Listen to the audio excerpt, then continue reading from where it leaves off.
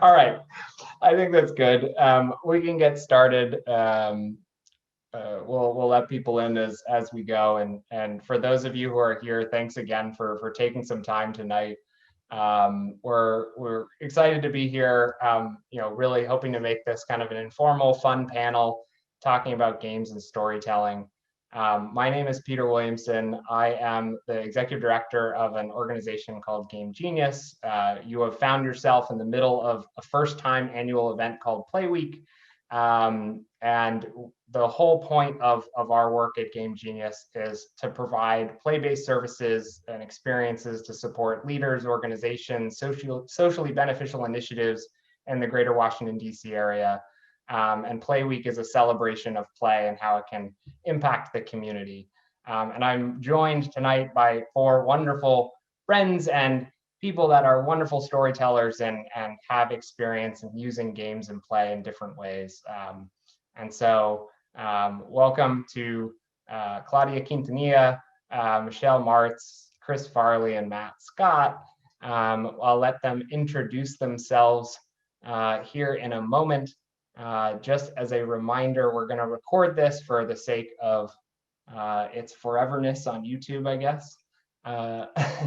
And hopefully be able to share this out after the event as a helpful resource for people. I think there are a lot of really fun tips and best practices that will come out of the conversation. And we want to open this up for a Q&A if people have questions at the end. So as people are chatting, feel free to type in the chat for in Zoom here, and we'll try to get to them near the end. So run of show is we'll go through a handful of questions and talk through some best practices, and then we'll do a Q&A at the end. So with that, would love to pass this off to introductions. I'll hand it to Claudia first.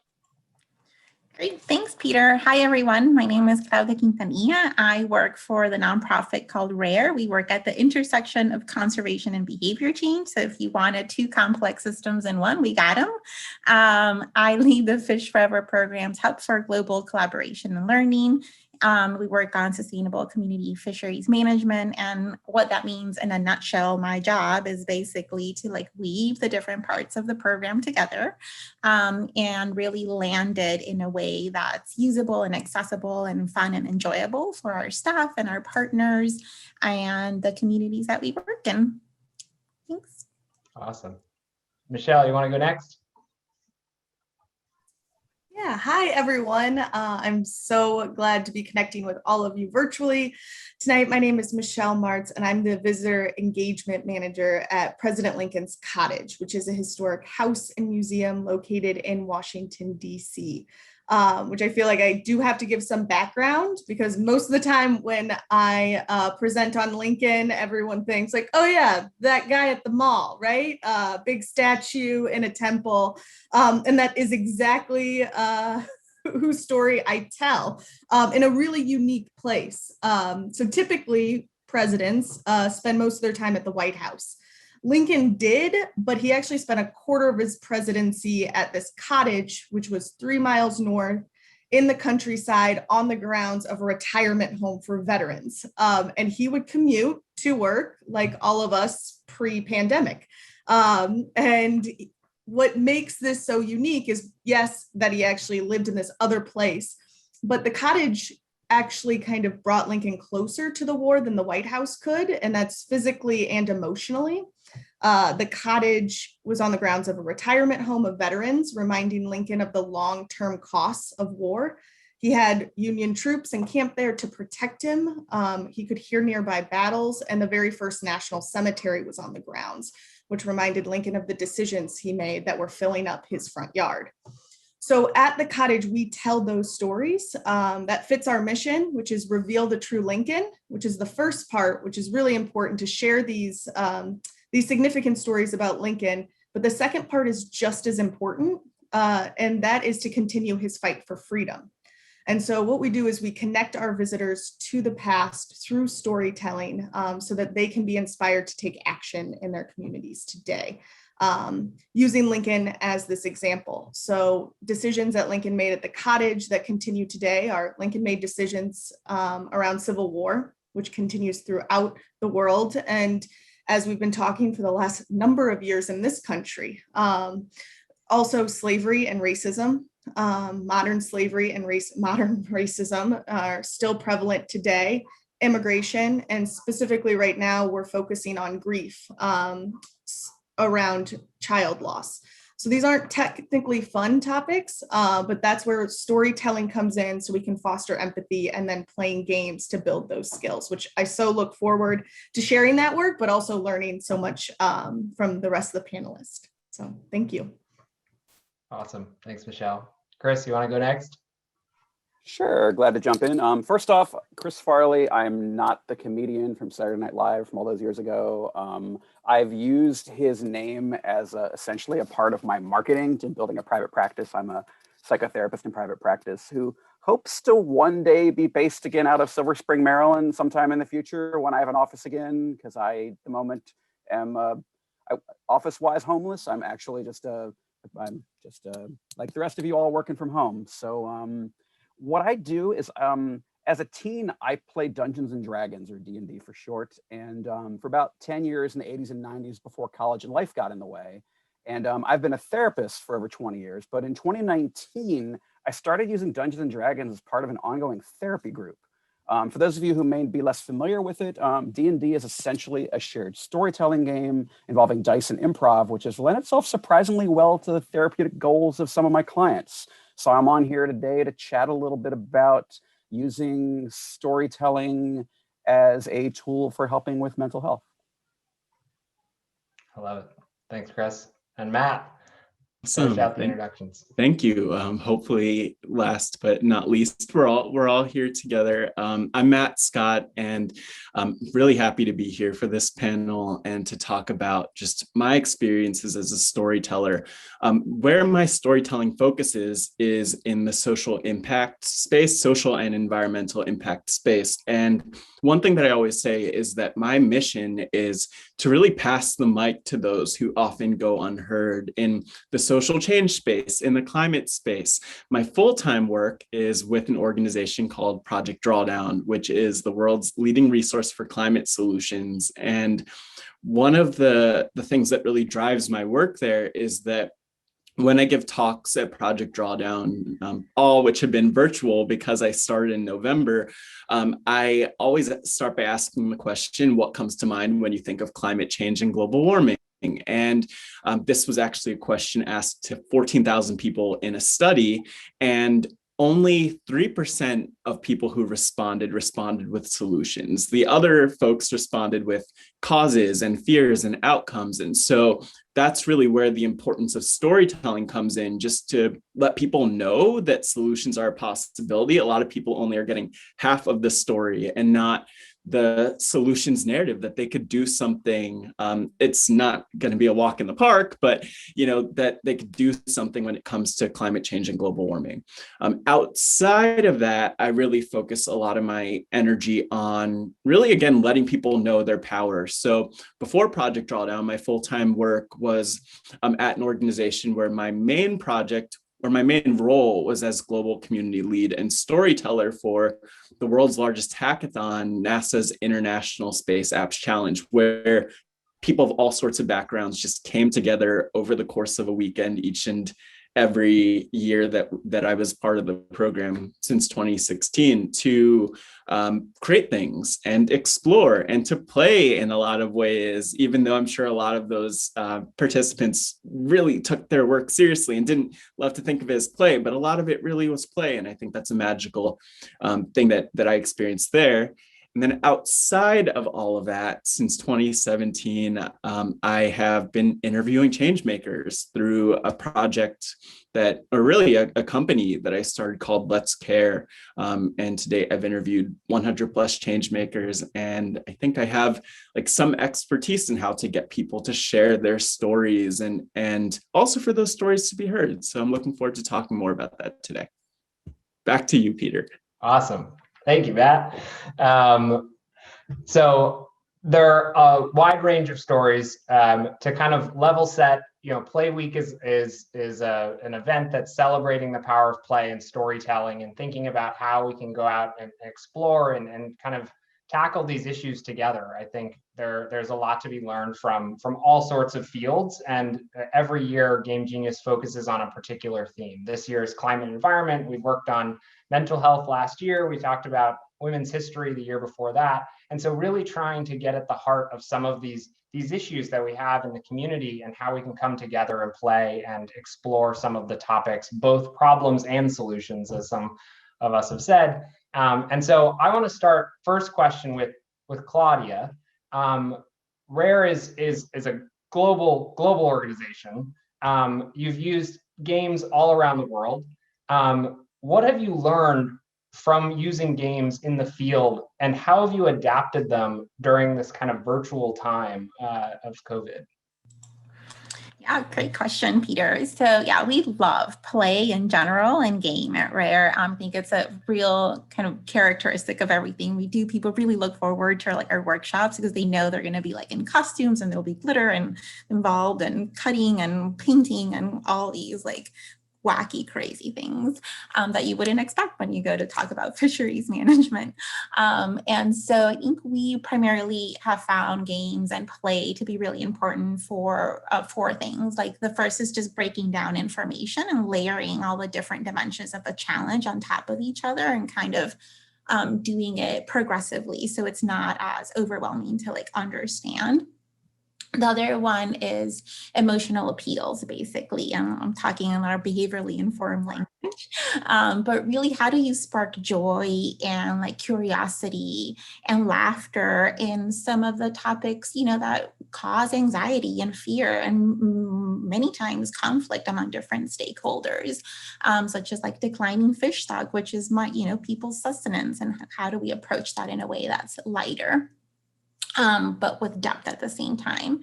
The other really important one is social influences and how we can really leverage the power of people coming together and recognizing in front of their peers, that this is a worthwhile challenge that we need to put our collective time towards, a solution. And the last one is the community building aspect of it. And for us, that really plays out in terms of how do we build empathy amongst all these different kind of stakeholders and needs, that really need to kind of be at the table and really start these conversations. So I think those are, for us, the four primary things that we focus on. And kind of the background, behind the scenes work that, happens is for the information piece. You can imagine, lots of conversations with our super scientists and academics and researchers and really trying to distill, concepts like larval dispersal, right, into words and into games, that allow people to kind of imagine and see and be the larvae kind of moving around in the ocean. So you can understand, kind of population curves of fish. So that's kind of one aspect of our work, working with our incredibly amazing, smart colleagues. For emotional appeals, I think we're just so fortunate to have really, really creative folks on our team. And I'll choose a shout out to the last night session, Peter. It was so helpful and just helping me understand oh, okay, how can we continue to harness all this creativity in a more structured way? So that was really cool. For social influences, we really think about what's the aha moment that we want to create? What is the key takeaway that will propel real life action? And so we really kind of try to craft that very carefully and understand what that is so we can weave it into the story or of the game. And then for the community building, I think it's just how do we get people to experience this challenge in a way that's relevant to their context and also relevant to kind of our program goals, right? So we'll see a lot of we have our in-person fishing game is so cool. There's tons of little tiny pieces to it, but we want to be able to communicate that there's certain gears that will catch more fish than others and it'll be unsustainable. So we use a shovel, versus a chopstick. And so you have these options that will really kind of like are really grounded in what it is exactly we want to transmit. So that's also kind of really working with our we call them our very special nerd squads to like understand how to do that well. And so kind of in the pandemic, you can imagine like the hardest ones that, the things that we've really thought about was how do we do the community piece? How do we do the empathy building piece? How do we do the social influence piece, in this like physically distant world and in communities for the most part that have low access to technology and low technology literacy too. So it's kind of like those confounding factors. And we had this opportunity to transform 2 of our in-person games to digital. And I think the 2 top things that I've learned from that is pictures are your best friends because game developers need very clear, visuals of what exactly it is you're looking for.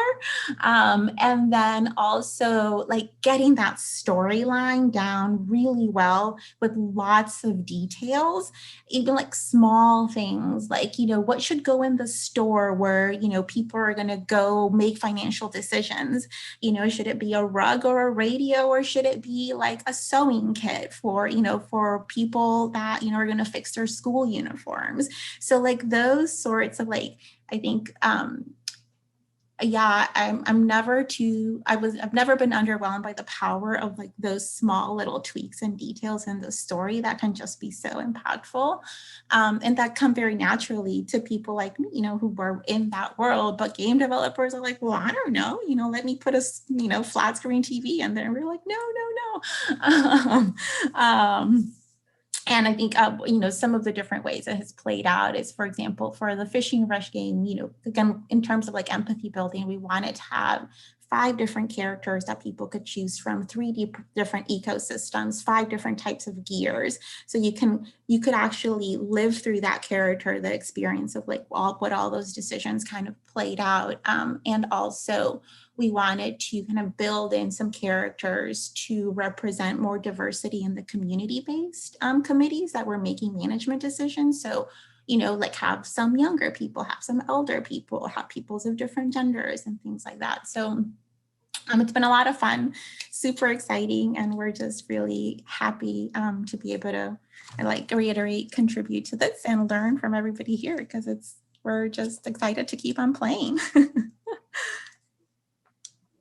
I love it. Yeah, you touched on so many points that we love chatting about, kind of in and around games and play. And I think with all of the conversations that have been going around, being able to see yourself at the heart of a problem and how you might be able to impact it feels so topical nowadays. But I think more people are starting to have that conversation, bringing in representation, diversity into the room to really solve problems together. And so I love that, the idea of creating something that has enough autonomy where people can go out and explore for themselves and kind of create their own roles, but then the structure and the detail that gets them really thinking about,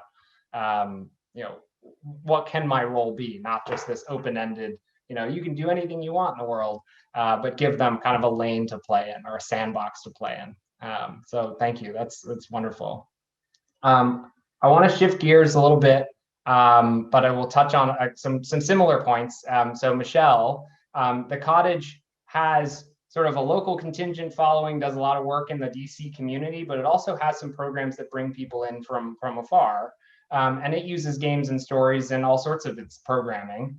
So I'd love for you to share a little bit about that and sort of how that ties into the social and emotional learning work that you do. Yeah, absolutely. I mean, when you have a museum about Abraham Lincoln while also being in the nation's capital, your community is who's right outside your door, and it's also a national community based on tourists coming to the district. So whenever anybody asks us, who's your community, we have to say, well, which community do we want to focus on? And that's always really important as we're telling these stories. And I said this earlier, we're sharing these stories of history that are around topics that can be really difficult to face.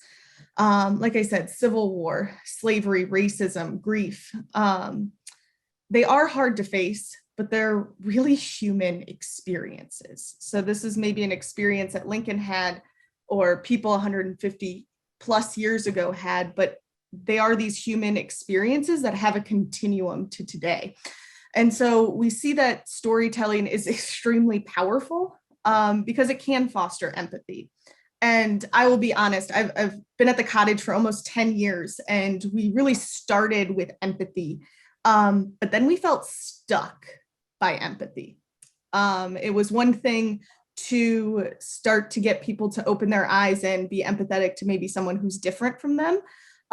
We definitely fell into this part of like selective empathy, people hearing just what they want to hear. But if we're just all having feelings, but there's no action afterwards, then where are we really? So we want to push our visitors past empathy, getting towards compassion and action. How do we come to comfort people who are hurting? How do we work towards justice? And that's where we found skills in social emotional learning, or SEL for short, because Lord, between like President Lincoln's Cottage and social emotional learning, I can say a lot of wordage. So I'm gonna shorten that one to SEL. And SEL has been around for a while, and it's evolving as well, which is really exciting to see the equity it's being used within it. A lot of schools have definitely taken root in it, and it's obviously starting to pop up in museums like the Cottage. And so for anyone who doesn't know, SEL is this process to acquire and apply like knowledge and skills towards things like developing a healthy identity, problem solving, making responsible decisions, creating and maintaining healthy relationships and goal work, and yes, fostering empathy. Managing emotions. So all really good things that I think we constantly need to be working towards as we, become better humans. And so a great way to practice these skills, and I say practice because these are skills that can be learned, but they also do need to be practiced. And that's not just for children, that's for adults as well. But a great way to do that is playing games. And we found really great ways to do that. But I think my favorite way is what we created together, Peter, in our virtual family game night. So I want to share a little bit about them. This started at the beginning of the pandemic, March 2020, when we were shutting down our physical doors to help flatten the curve. And Peter was the first partner of ours that we called because we just knew he would be down for whatever we needed. And, we had to figure out like what is the need of our community right now? And we really were thinking, because our physical location was closed, this community was not just the people in DC or the Virginia and Maryland. This really was our national community too. And one of the parts of the community that was speaking up at that point were families. And they were saying that they were totally burnt out. They were doing school virtual learning, then work virtually. Everyone was in the house. People, adults are sharing laptops with kids so that they can get their classwork done and also get their work done to pay the bills. There's a lot of tension in the home at that time. And so it was very apparent that the need was not a lesson on Abraham Lincoln and like how to make a responsible decision. Like nobody needed that lecture after a long day of virtual learning and work and fighting over the kitchen table, right?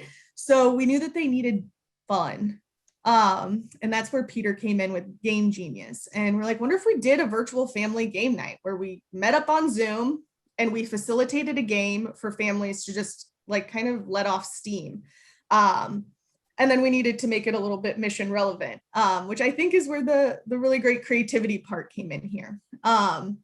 So what we would do is the genius part of this, and that's no pun intended to Game Genius, the genius part of this is how great Peter was at knowing that games can also be just really simple. Like we were inviting these people who are, again, across actually it's sometimes around the globe, meeting up with us at whatever hour it was for them. But Peter would come up with objects that were common in most homes so that you could play like a minute to win it challenge. So one of the best ones I think was you had to come to the game with a hat, some scraps of paper, and some pencils. And then we did multiple minute to win it challenges of like, how do you get the scraps of paper into the hat without touching them?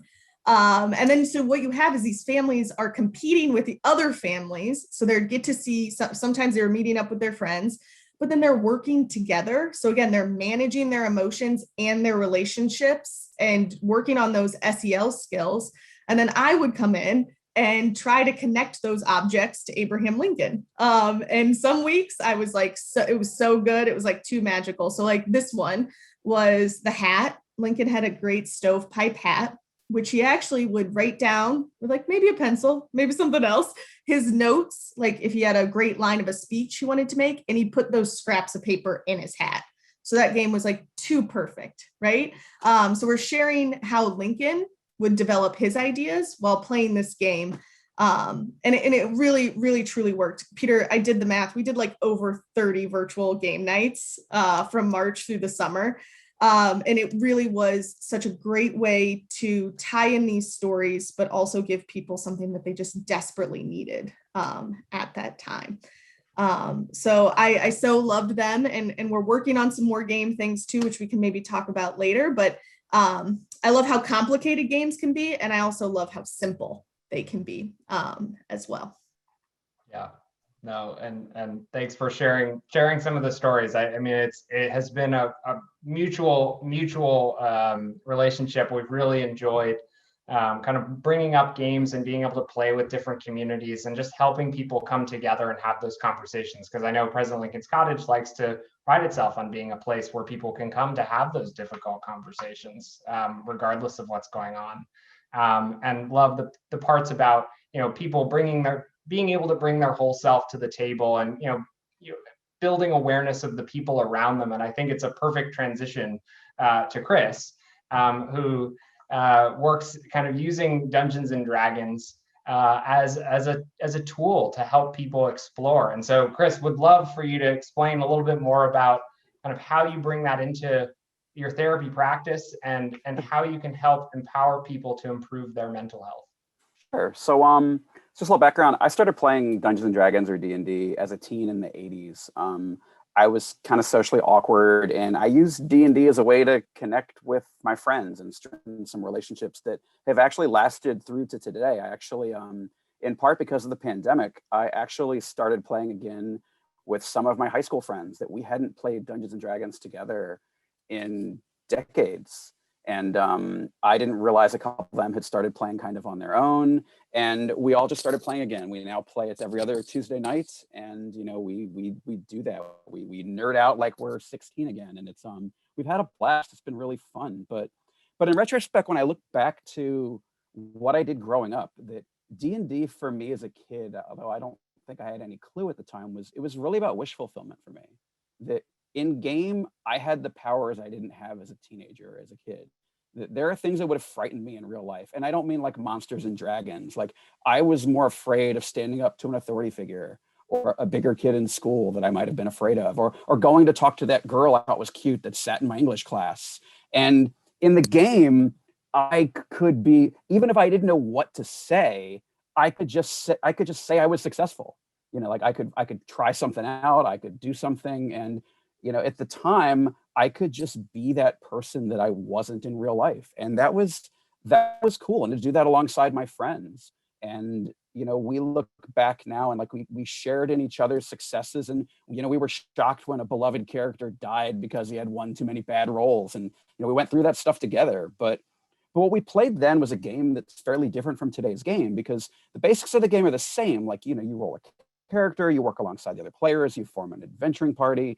One person called the Dungeon Master runs the game and plays all the other characters and monsters the group or party encounters. That part's the same, but the way the game has grown from its original origins in the 70s and 80s is there's much more about fleshing out a character to play, that there's an emphasis on what they call personality and background. And the personality portion focuses on 4 things. It's personality traits, ideals, bonds, and flaws.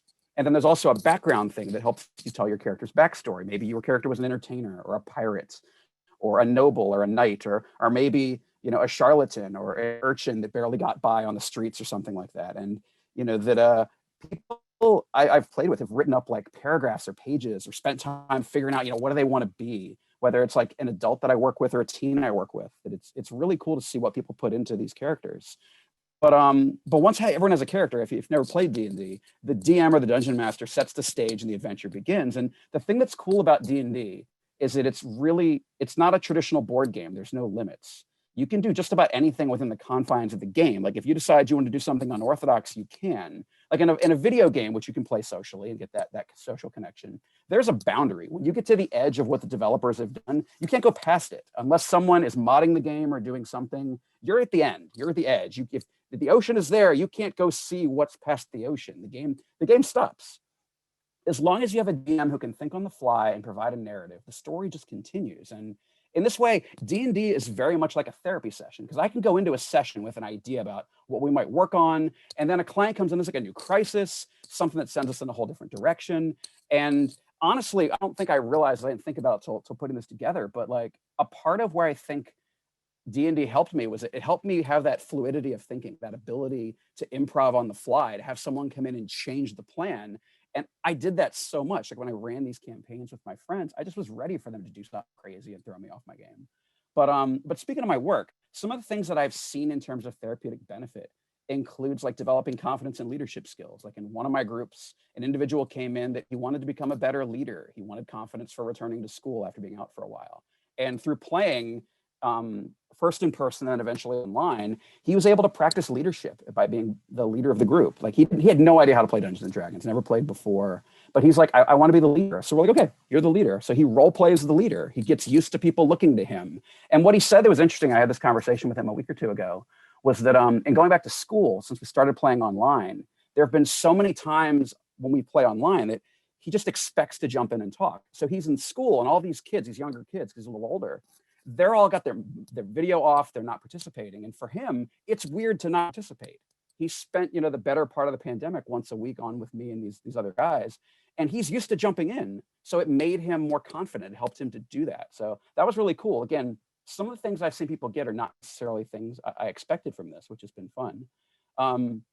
But there's a lot of people who use gaming for social purposes, especially right now because of where we're at with COVID. And there are some ways to play online. Like I use something called Roll20 with some of my groups. Roll20 is basically a service. They provide all the systems for the game and for other games as well. And you can play other video games. You can go and play Madden. You can go play a first-person shooter with your friends. But D&D is a shared story, so everybody's involved in it. And another therapeutic benefit is, like, I had a client that said to me once, when you're in a regular group, you can kind of have that alone in a room feeling. And what he said is that when you're in a D&D game, there's like immediate feedback because you're encouraged to participate. You're part of the story. So you have this opportunity to really be involved, that it's not just, you can kind of fade off to the side. Like, you're part of the story, you're in it. And so you get that reinforcement that what you're doing helps, what you're doing matters. But another thing that I like about it is it's also an opportunity to take social risks. Like in cognitive behavior therapy, which is what I originally trained in, there's a concept of a shame-attacking exercise where you have someone do something silly in public to show they can handle embarrassment. And I got to tell you, if I go into a room and I'm like, hello, I is the goblin, I is here to destroy you, that's pretty silly to go in and do a silly voice. And if you can have people that can do that stuff, or it's like, okay, I'm going to take my sword, I'm going to jump on the barrel, I'm going to jump off, I'm going to stab the zombie, flip around and land between the other two. What do I roll? Like you're in it, you're involved, you're in the discussion. And because it's a different type of game, everybody has their chance to stand out. And this can lead to some real life risk taking, such as, I had an individual who courageously started off playing a character of a different gender, and then eventually came out as trans, and that it gave her a place to be accepted as a female character, and then a place to trust and say, can you now accept me as a female person? And that was really cool to see. I had heard that could happen even in non-therapeutic games, but I see I'm taking up too much time, so I'm going to try to wrap this up. But I had asked my wife, because she's usually the one that does these things and runs panels and sets up conferences and stuff. I was like, what should I focus on? And she says, one of the things you want to do is leave people something they can't Google. So I was like, okay, let's see what I got. So what I was thinking about is the concept of shared storytelling isn't really unique to D&D. It goes back to probably people sitting around the fire, making up a story or telling a story, hundreds or thousands of years ago. And that, if the theme for today is the environment, what I was wondering is, how do we is there a way to use this? Like, what if, like, I don't know, you have a team that's having trouble reaching a particular population about the environment. So what if maybe you create this character that's a kid who wants to impact his community, or an activist who doesn't know how to get started, or an elderly person in a senior home. And maybe you take different roles. Somebody's going to be that person, and others of you could be the people that are the barriers. You know, maybe the parent that says, you're a kid, what can you do? Or these different things. And if you want to add some stuff to chance, maybe you throw in a dice roll or something, and based on how the people role played, then you come up with something. And I don't know, I was just kind of trying to think of what might be a way to kind of to work this in. But the idea of making it into a game, something where you're actively working on something, trying to come up with what you're missing in your organization. But shared storytelling, role-playing games, and improv are all about fun and not being afraid to be silly. And I think what I would challenge anybody watching me today would be to go out and do something that makes you uncomfortable. You know, don't be afraid to do that risk-taking thing. That, you know, when we do it in the game, it's a safe place, but you can do that out there as well. And for anyone that might be interested in trying, you know, to check out this whole gaming thing, you can certainly go to a site like Roll20 and find a game to play, or reach out to me. I think Peter's putting my bit.ly up there to reach me, but it's really about just finding a group in a game and having some fun. And I hope that answered the question. But the idea is to use it as an opportunity to build skills, to try things, to take risks, and if it's something that helps you come up with new ideas for something to work, awesome. Amazing. Yeah. No. So much of the work that we talk about is trying to build those psychologically safe spaces that people can try and fail again, and like there are no real repercussions in a game, but you can still build a lot of really valuable muscles around, you know, working around with people and creating those relationships. And I love the whole no bounds piece, right? Mm-hmm. Like you know, it's a really powerful tool to think about how can you build resilience? I mean, here we are in the middle of a pandemic. If you could improv really well, I would imagine people that have really good improv skills have found really creative ways to make use of some of these simple tools that people have at their disposal. And so I think that's really exciting. I want to flip over to Matt. I think there are a lot of segues here that can make sense in terms of creating these spaces where others can tell their story. And so what are some best practices for people to be able to do that? And then how can we help sure that those stories are heard by everybody? Yeah, well, this is a great question and something I could answer in a lot of different ways. And I'm really excited to hear questions that people have. So I will try to be as straightforward with this as possible. But this question means a lot to me because, like, personally, as a young Black queer person, and as someone who also, like, I talk a lot about my own experience with grief. I talk about it's funny because I was going to say in a previous life, even though it's really only been a couple of years since I've dove in a ton into the work, you know, talking about sexual assault. A lot of like the work that I've done has been focused on just creating spaces where people feel like they could show up as themselves. And a lot of the work that I've benefited from has been from people who've created spaces where I feel like I could show up as myself. And, you know, if I had to kind of sum up my best practices or tips for people, it would be, you know, number one, that representation is so important. Representation absolutely matters. And it matters from the perspective of people feeling comfortable showing up and feeling like they belong. Something that I talk a lot about in my work at Project Drawdown and in the climate space more broadly in the talks that I give is that you know, the climate space is a really white space in a lot of ways, or at least a lot of what I've seen, interacted with, the groups that I've met, given talks to, just come from a certain background. And yet all of us need to be part of the conversation. All of us need to engage. And I think where the climate space has fallen short in the past is in helping people see themselves and see that they belong. But one reason why I think that's the case is because as conveners, as people who are looking to tell people stories, looking to engage people, whether that's in play or in something else, we need to start by valuing the perspectives of the people whose stories we want to tell first and foremost. So we genuinely need to look and say, I want to know what that person thinks. I know that they have a perspective, a set of skills that has value, something to add to the dialogue. And I think that that's really tough because when we look at our organizations, and I'll give an example of this in a second, but when we look at our organizations, there are probably so many ways that we could engage people that we're not currently engaging them. Think about your social media channels. How much is the community's voice represented there?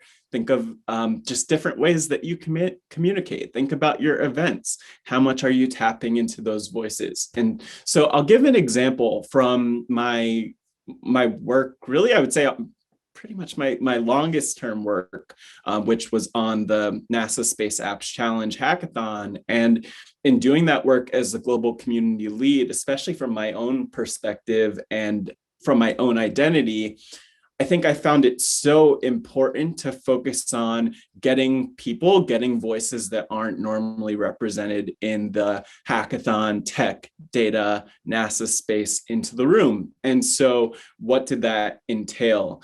Well, number one, the first place I turned was to that representation piece. So sharing stories of participants in our community who weren't like your typical person engaging in the tech world. And one person I met was her name is Medina, and she's a 46-year-old mother of two, which she shared with me. And she was a stay-at-home mom before joining the Space Apps Hackathon that year. And I actually had like a 30-minute conversation with her before even planning to share her story in any way. And we recorded a video and we shared it. But one thing that was so powerful was the feedback from people who said, I didn't realize that this was for someone my age or of my background and ethnicity or of my religion or of my circumstances. And, that really taught me a lot about the stories that we needed to share. And so my thing over the course of about 5 years of Space Apps really became, how do we uplift more of the voices of women? Because that's a huge group that's underrepresented in the tech, data, NASA space. And how do we really just show like the wide range of people who could participate and normalize it? Don't point to it to say, okay, we're doing this work and we also want women engaged and like that's a special thing, but really, how do we just make it a normal thing? And most of the stories that we told through Space Apps, that I told through Space Apps, were of women engaging in that space. But I think the other things I'll mention just as other elements to keep in mind that I had to really think about through Space Apps, and so happy to answer questions about this, is just ensuring that people feel safe. First and foremost, or comfort sharing their stories. You can't really force people to engage either in sharing their stories or in play. And oftentimes the people don't feel represented if they don't feel that what you're creating for them is relevant, or that it's a place where they could show up and feel comfortable and safe. Then they won't show up and they won't engage. And even if they do show up engaged, they won't fully be themselves in that sense. The bigger thing, though, I'd say is that when you have representation, when you have that relevance, when you have safety, if I could give like a very simple explanation for, I think, what makes stories most effective and what makes creating spaces for people to tell those stories most effective, is just that one thing we don't do, and I was talking about this a little bit earlier on, is that we don't give people permission to engage. We don't invite them to share their story. And I was doing a panel last month on this, just walking through all of the different ways that people could share their stories. Like in 2021, especially after the pandemic, one thing that's phenomenal is that we all have all of these new digital skills and tools that we're able to tap into and use. And I would absolutely encourage people to start to think about what tools you have at your disposal, whether it's podcasting, video, Zoom panels, things like that. And how can you invite your community to be part of those to really uplift their voices? But it starts with valuing them first and foremost. So I will stop talking. And I love how I get to hand it back to you, Peter. It's a nice little feature. Back to you in the studio. Actually, in the studio. Yes.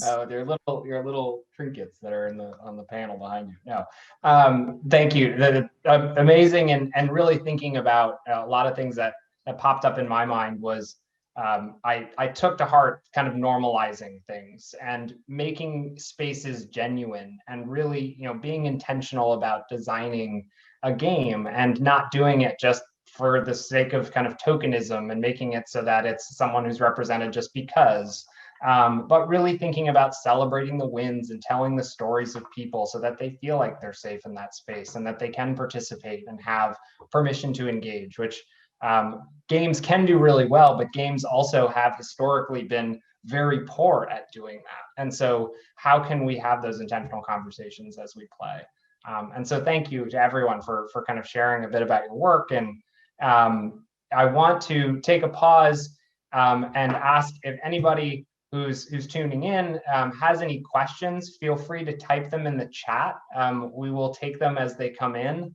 And as people might be thinking of them, I'll throw one out just to get us started.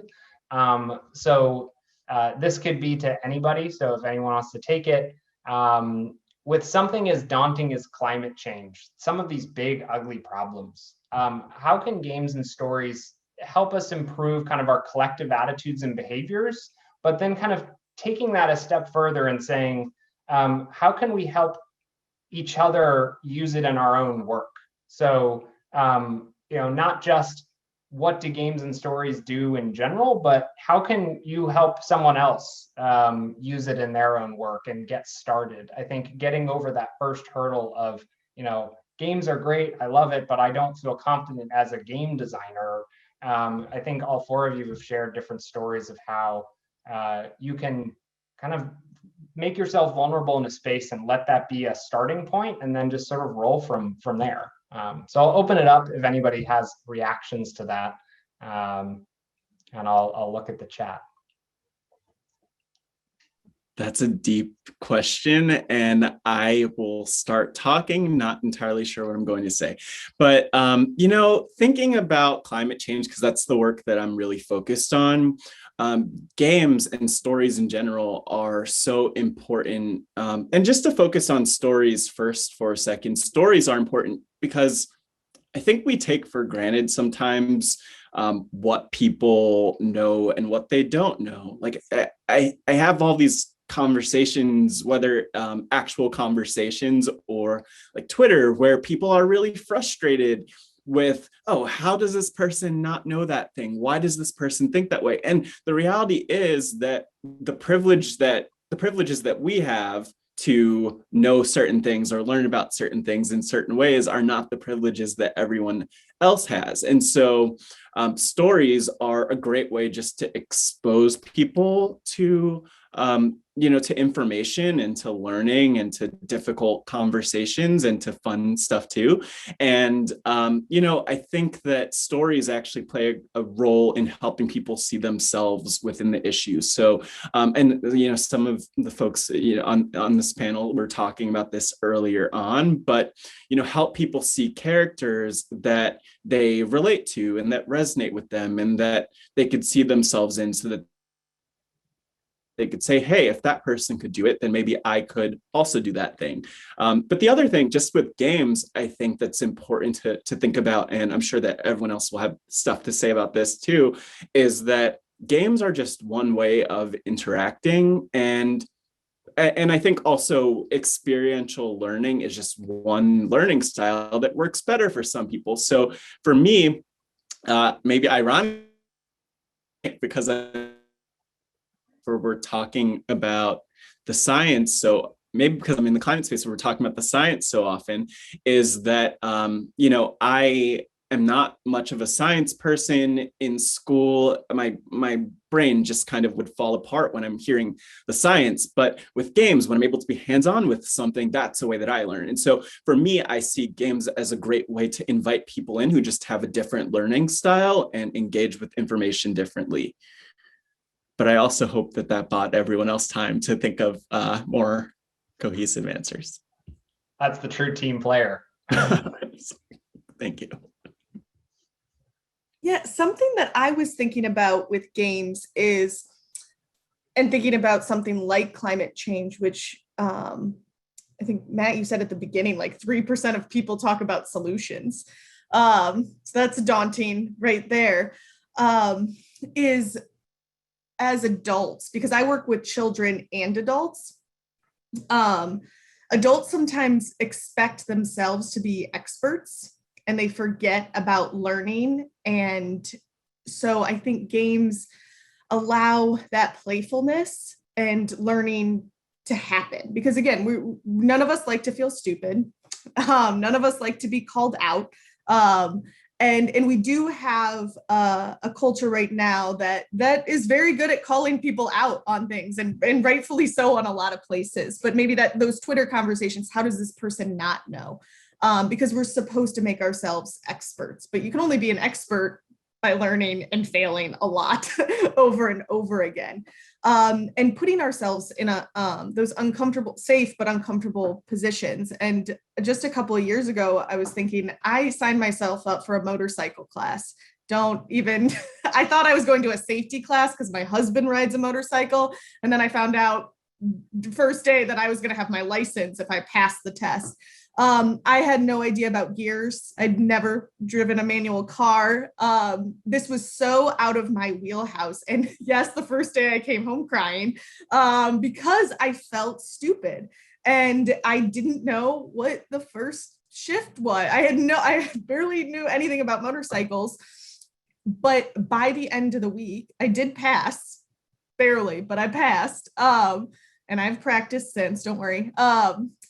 What I've learned is like, that was so outside of the things that I knew. And it was so good for me to be confronted with something that was so hard and remind myself, like, I can do hard things. And I think games are a great way, especially when we get adults involved, because kids, we can learn a lot from them. They pick themselves up a lot and they're like, oh, I guess I'll try again later. But adults, sometimes we quit. So I think we have a lot to learn from games, and maybe getting adults active in that can help get more than 3% of people thinking about solutions. I love your story, Michelle. And like, that's kind of what I was talking about at the end. Like, it's good to put yourself outside your comfort zone sometimes and do that thing that you would never have imagined you were going to do. I got to be honest with you. I'm not sure you could pay me to get on a motorcycle. Like the whole concept just sounds terrifying to me. I was the kid who was too uncoordinated to successfully ride a bike without crashing it into anything. I can't imagine attaching an engine to that thing. That sounds horribly frightening. But to get on topic, that I know that a part of this is about storytelling. And one of the things that always stuck with me from a kid learning about climate change is I remembered at some point somewhere in school watching a movie about the need to take climate change seriously. And it presented this concept that we wouldn't, as a group, as a collective, as humans on this planet, take it seriously as quickly as we should. And that was pretty much the way the story was set up. But the idea was eventually there'd be enough warning signs and we'd figure it out. And I wish I could go back and see what year they predicted was the year in this movie that we were going to figure it out, because I suspect we've passed it at this point. But that stuck with me. It was such an important piece of me learning about climate change and the importance of it, and that we take it seriously. And that, that's what I hope that the people who work in that field do. And like I referenced, using role play, maybe it's, I don't know, taking on the roles of either, someone's going to be the big business person who is not going to be invested in it. How do you incentivize that person to care? How do you connect with this other thing? How do you use game, role-playing, storytelling, these things to convey an important message? Because honestly, if we don't take care of the planet, where do we live? I'm not planning to travel to Mars or the moon. There's no oxygen in these places. This is it. This is all we got. So So yeah, I more power to all of you trying to figure this out. That's I do one-on-one stuff with people. That's above my pay grade.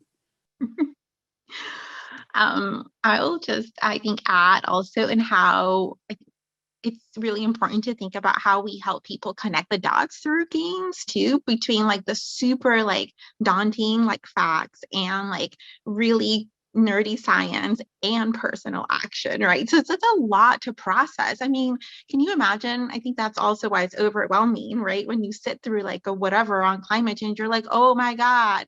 And like, you know, where am I in this whole thing? So like games are really fun, like in creating the story and like helping us connect all those dots together and like simplifying the science in a way that I understand how like this science is relevant to me and my own personal like ability to do something. And I love when Michelle was talking about just the simplicity sometimes of games is so important, and like really trying to boil it down to like, what is the key core concept here that is really going to relate to this individual and like propel them to do something. And I have one really quick example from my life before Rare, when I used to do a lot of community-based workshops in Honduras, working in very, very tiny, small communities that were afflicted by drought.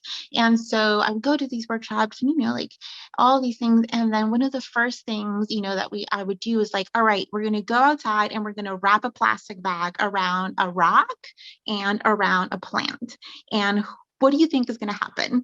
And they're like, well, that's weird. Like, who knows, right? And so like, all right, fine. Well, we'll just leave them there and like see what happens. And then we would go back inside and like we'd do our spiel, whatever. And then we'd go back outside like 3 hours later.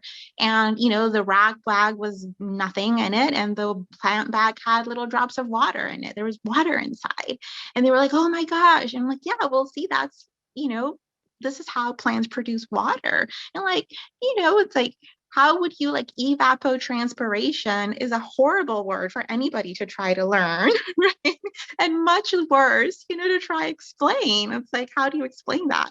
And so I think like, but like just having those moments where like, oh, wait, like, okay, the core concept is this, right? And like, this is how I can, you know, play around with that in a way that's accessible and like, you know, to the normal mind, and like the action that, you know, we can take based on this like new like aha moment is like, okay, cool, like we can identify the areas in our community where we really want to, you know, keep our trees or put more trees on, because like, you know, this is going to help in the long-term cause of like drought. And so I think it's it's a real creative process that's super fun as you have like the, you know, other people that are just willing to have fun with you and figuring it out. Because to your point of like, somebody said vulnerability, yeah, it takes a lot of vulnerability to like think of these things, because we don't know. Yeah, no, those are just amazing examples. And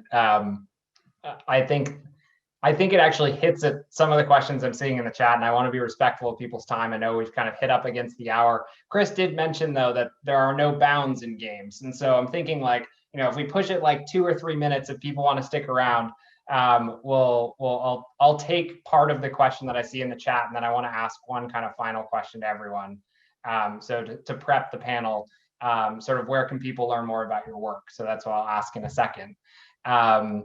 But one of the questions that I'm seeing, sort of the conglomerate of those questions, is thinking about the difference of outside play versus games online or on an electronic device, and how different audiences might resonate with that. And you know, and just thinking about a lot of the work that we've done and some of the stories that this whole panel has told, I think there are advantages to both, right? And I'm trying to figure out what physical in-person games do really well, that tangible nature of being able to experience it, just like Claudia was talking about, the rock and the plant, right? It's being able to see that is magical, right? And somehow converting that to a digital world is very difficult. There are certainly technologies that will continue to develop, like a augmented reality or virtual reality, that might get you to start thinking about it in a digital world.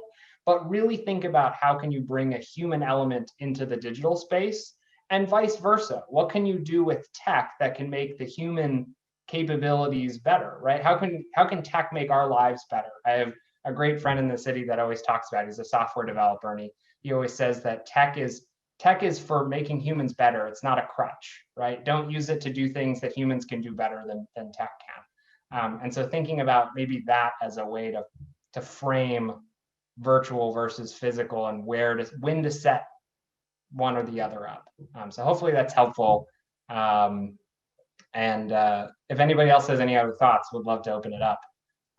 No, I was just going to add real quickly, like our philosophy at the cottage is don't use technology for technology's sake. And so at the cottage, if you ever come for a tour, we use technology in our storytelling, but sometimes we don't. So for example, you might walk into Lincoln's living room and you'll have a guide telling a story, and then we have recorded quotes from actors who finished telling the story, and then you have a dialogue as the group there. But there's other rooms that don't use any technology at all. One of those rooms is the library, and it's just architecturally a stunning room. And you can feel everybody just opens up in that room because you don't need that technology to help propel the story. So whenever we're creating an idea or an exhibit, we're always say, don't use technology for technology's sake. Can we do this in another way? Is that other way better? Sometimes yes, sometimes not. So that helps us gauge when to use it and when not to. That's great. I know from my perspective that like, I lost a couple of my clients when I had to go online, that there were two of the people in my group that they were just like, this doesn't work the same for me. I really miss playing in person, and, you know, almost call me when COVID's over and I'd like to rejoin the group.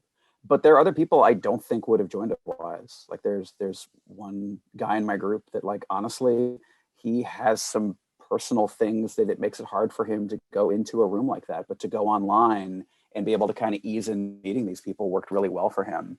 With the teenagers I'm working with, I know there's at least one. I don't know how he could have gotten to me after school, but because it's online, he can just log in. Like, that's a whole lot easier. So I think it's finding the opportunities in it. I know, like, some of you have talked about reaching some different people, and that if you can do that, if you can use the technology to reach people you otherwise wouldn't, that's great. And that's the way I've tried to view it, is what are the opportunities there?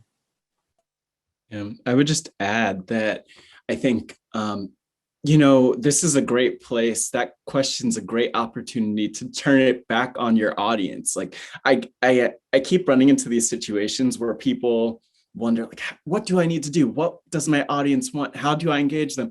If you know who they are, if you know people who are like them, just ask them and invite them into the conversation to co-create with them. I experienced this a lot last year when we took the NASA Space Apps Hackathon to a virtual setting, and then ended up doing the annual hackathon twice, because there was one for COVID and one general one. And the first one we didn't ask for, like, how should we do this? How should we create this? But after we did that, then it was a great opportunity to ask for a ton of feedback, which then made the second one that we did a few months later a lot more successful and a lot more engaging, and we just had more positive feedback. So I would say ask, like, don't be afraid to ask and to say, hey, I don't know, and invite people to co-create what you're building, it, because it will make it a lot more relevant for them. They'll be a lot more invested, and you know, they'll be really proud and probably your best advocates after the fact. Mm-hmm. Yeah, the creation process. Yeah, Claudia, go. Yeah, I was going to really add quickly also that sometimes it's helpful to expand our definition of technology, right? And just realize that technology is anything that helps us do something. And so I think one of the things we're rediscovering or kind of dusting off our practice at Rare is like thinking about radio programs again, thinking about, megaphones and communities that go around, and that is technology, and it is a technology that's familiar and helpful, and also kind of shifting, into kind of like, what does a blended learning kind of format, look like, where we have, we're using SMS messages or Skype calls, but there's like community facilitators that are really helping, kind of move people through, like, you know, whatever experience it is, whether it be a series of workshops on financial literacy, but like being that support as well. So I think there's a lot of opportunity to think really more intentionally about what are the channels we're using, what are the mediums we're, you know, using to engage with people in ways that make sense to them. Yeah, no, absolutely. I think using tools in either older or newer ways as kind of this new kind of revelation that people are having, I think, during the pandemic. It's like, how can I use this tool creatively? So I love that. We'll do one last rapid fire round here about how can people learn more about your work, or something you're excited about that you're working on that's coming up in the future. You can take an either or stance on this. And I'll kick it to Michelle to start, and we'll go around the circle. Yeah, to find Lincoln's Cottage, you actually have to go to lincolncottage.org without the S. Sorry for the longest name ever. But the thing that I'm really excited about is another partnership with Game Genius. We're kind of building off of our virtual family game nights of families wanting to have games, but then we're also trying to realize that there might have been burnout over Zoom. And so we wanted to find creative ways to use games in a different way. So we are doing a subscription letter program called Lincoln Letters, where you sign up and you get a letter from Abraham Lincoln, and it helps solve a mystery and a problem.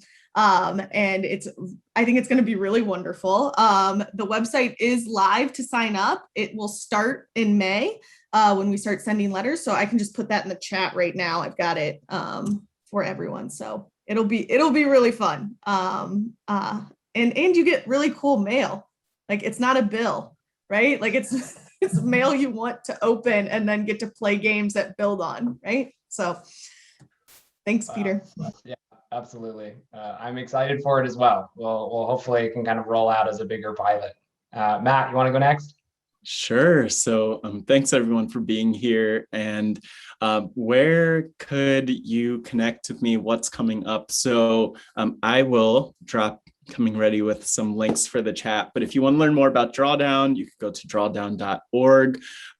Also, I mentioned Let's Care, where I focused on interviewing change makers, and it ties in with the question that I had, which is about how to create those spaces where people feel like they can share, because that's something I do in every one of those conversations. So I would point folks to let's.care or www.lets.care/film, specifically where on May 1st, I'll be releasing the first Let's Care film, where I actually filmed it in June 2019 in the San Francisco Bay Area before the pandemic, in case you're wondering about all the happy people running around not wearing masks. But, you know, that film is 21 conversations with changemakers all over the San Francisco Bay Area. And I think a good model for how people could have some of these conversations about important issues, but also about who they are in ways that they could be vulnerable. And then also just connect with me on LinkedIn or wherever you want, at Matt Scott GW, at Matt Scott GW. That's my handle. Awesome. Chris? Yeah, so for my purposes, like a lot of clinicians in my field, we're all on the search engine for psychology today. That's kind of the go-to search for finding a therapist these days, it seems like. So I just threw the link to my bio out there. It does lead with the Chris Farley joke. I was serious about that. If there's anything new I'm working on, I launched my first adolescent group in March. So I'm about 5 or 6 sessions in.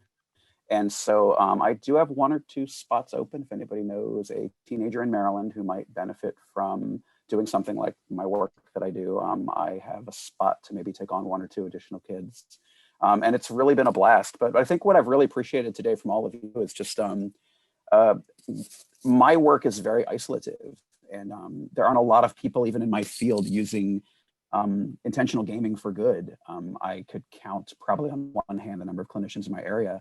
And it's really cool to see other people using gaming in a different way. So this has been really fun for me to hear all of your ideas, different ways you're doing your work. So this has been really, really, really fun. So I appreciate all of you sharing what you shared.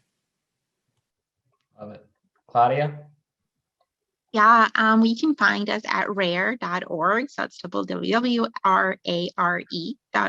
I'm unfortunately on my phone because technology, whatever, failed me with my computer. But thanks, Peter, for dropping that in. You can learn all about the Fish Forever program. We have our Lands for Life program, Make It Personal, which actually focuses on climate change in the United States, and the Behavior for Center in the Environment, which feeds all the beautiful behavioral sciences that we use into our work. So it's all on there. What I'm most excited about is just finally rolling out our 2 digital games anytime soon, because it has taken a lot to get there. I'm excited to do the Fishing Rush and the Financial Freedom game. And so, yeah, I'm just really, really psyched to have them being translated also in each of the languages that we work and the languages of the countries that we work in, roll them out and start piloting different uses for them. And yeah, continuing to just kind of be creative in this crazy, crazy world that we are now living in, and doesn't seem, it's going to get a little bit better, I suppose. But yeah, also just really resonating with all of your ideas and scribbled plenty of notes, because it definitely has contributed a lot in just thinking of new ways to do things, which seems to be what we need to do to get us going in a different direction, y'all. Totally agree. Totally agree. Yeah, that's fantastic, and we'll share these links around afterwards as well for people that are catching up on the session. Thank you to everyone here, Matt, Michelle, Chris, Claudia. This was a fantastic conversation, as I suspected it would be, and hope that a lot of people can catch this afterwards. I do think there are a lot of really good tips and best practices around games and play and how to use it even in serious spaces. I know, we're working on a couple projects to help build games around leadership, communication, and teams, and just thinking about how this can infiltrate a lot of the different spaces. There's a lot more literature that's coming out to support game-based learning. So I think you're going to start seeing it a lot in school. You're going to start seeing it a lot in the workplace. And I think if people can buy into the concept and really start to adopt some of the stories and practices you shared, I think you'll see a lot of success in using play. And I think people will hopefully take a lot of lessons to back home as well, and how they can improve their own day to day. So thanks everyone for taking time and spending a little extra time with us, as always during the pandemic. Nothing really goes perfectly to plan, but I think this went pretty well. So thanks to everyone. Hope you all have a good night, and hopefully we can do one of these again soon. Yeah, thanks for having us. This was great. Thanks, everyone. Thank you. Thank Bye. you. Bye. Bye.